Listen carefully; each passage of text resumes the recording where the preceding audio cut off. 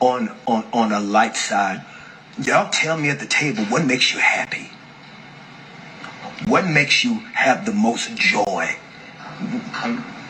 That question, man, is to a black man, Kurt.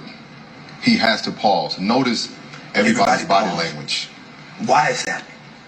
Because we often are not the receptors of happiness and joy. We're often looking to provide it for someone else. Mm-hmm. And we don't really know what that is, because a lot of times we don't get the opportunity to just be. Mm-hmm. So for me at 43, I've learned that my happiness is just me being able to just be, where I'm not providing, where I'm not performing, I'm not talking, I'm not being someone giving a clinical analysis to their crisis. Yeah. It's where I can just be, where I'm just settled into me. When did you ask God? Same. That's how I feel. Same. Ask God. Now, the thing about, in my opinion, what made me, because this first part, he's like, oh man, it makes me pause. Like when he said that, man, when Kirk Franklin said that, first thing came to my mind was my kids, my son, my daughter. They make me happy. When I think about them, I smile. I get happy inside. You know what I'm saying? Because they make me happy. Like I don't know what your life is with an ascot around your neck. You know what I'm saying? But it might be harder than mine. You know what I'm saying? It might be a little different than mine. Yeah. But I can come off the top of my head. You know, what makes you happy? Oh shit, my kids, man. You know what I'm saying? I love playing with my son. I love talking to my daughter on the phone and, you know, giving her advice and stuff like that.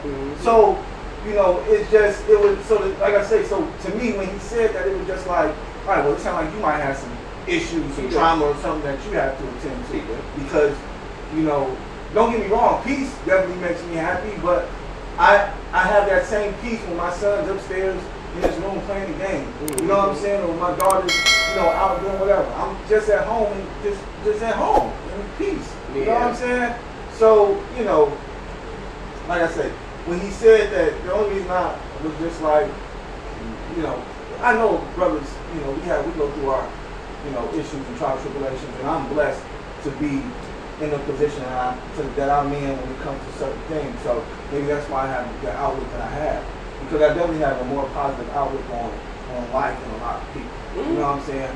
I come across young ladies and they just be saying just nothing but negative shit. Yeah. And I'll be like, yo, you can't don't talk that shit around me. You know what I'm saying? Like, I don't want to hear that shit. You know what I'm saying? Like, change the way you talk when you talk to me. Or change the way you talk when you're talking around me. Because I want to see you do the best. I want to see you at your best. The only way you're going to be at your best is if you're speaking into existence. If you're always saying you broke and you ain't got it and I'm crazy and I'm this, I'm that. Like, what the fuck? Like, I don't want to be around all that negative shit. You know what I'm saying? So, I'm like, yo, no, I don't want to hear you talking about you crazy or I'm crazy. No, you're not crazy. You know what I'm saying? And bitch, if you is crazy, you better let me know. Hello? You know what I'm saying? Let me check in. Let me see the check. Let me see the stuff that you get. Right. Because I just need to verify. Right, because you just saying that shit because you want me to give you, you're using that as an excuse to be dismissive.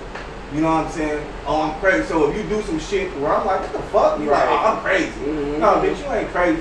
You know what I'm saying? I know. You know what I'm saying? You're not crazy. You just saying that to set some shit up. And I'm telling you now, cut it out. Because if you are crazy, I want to see the paperwork. You know what I'm saying? Yeah. That way I can decide if I want to be with your crazy ass or not. But if you ain't got no paperwork and you ain't taking no medication or no shit like that, then you not crazy with me. You know what I'm saying? Like, the fuck? Shit, that shit better be on record. You know what I'm saying? Let me see on my chart.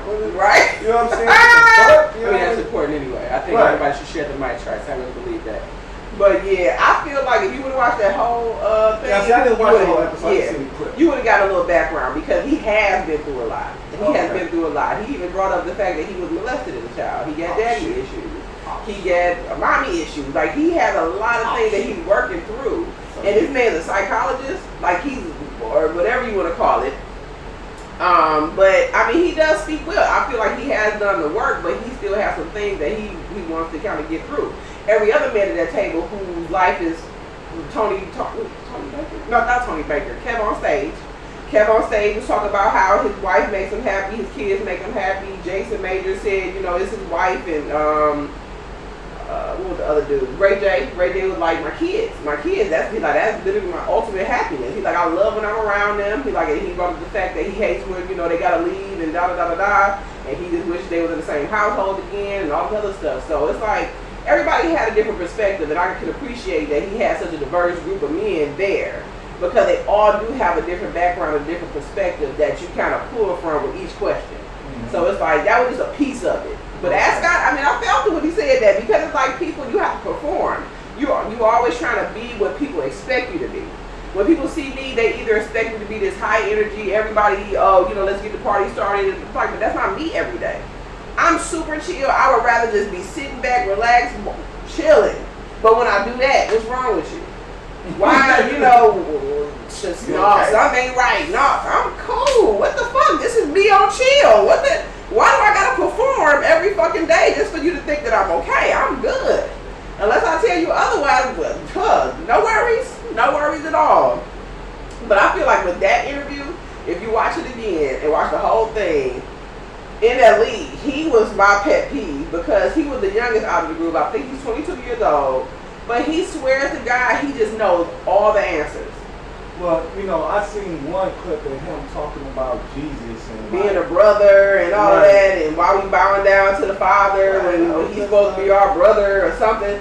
I'm like, dude, like, you have good points, but a lot of times, and Ray J even brought it up. He was like, you know what? I was where you was. He was like, where you feel like you know it, but people are trying to tell you something. You're not even trying to hear them. It's like you acting like you do, but you're not really hearing them, because you're so quick to hurry up and talk over them. As soon as they start talking, you got a rebuttal before they even get finished the point. So he was super annoying. Especially, he looks super annoying. He looks super annoying. My God. A lot to you. Seriously. And then he would be one of the reasons why I wouldn't watch that shit. When he said what he said, I just was like, that's just pure ignorance. You know what I'm saying? I don't care if you do read the Bible every day, though. You still not know what the exactly. That's the whole thing. And that's why Jason John like, read it again. Right. Yeah, I seen him say that. Like, read it again. Because but even if he reads it again, he'll still be off. You know what I'm saying? It's not even about comprehending. It's about living. True. You know what I'm saying? It's about living and experiencing and seeing this shit to where you're like, oh, that's the shit I was reading. Okay, I get it now. You know what I'm saying? I can see it now.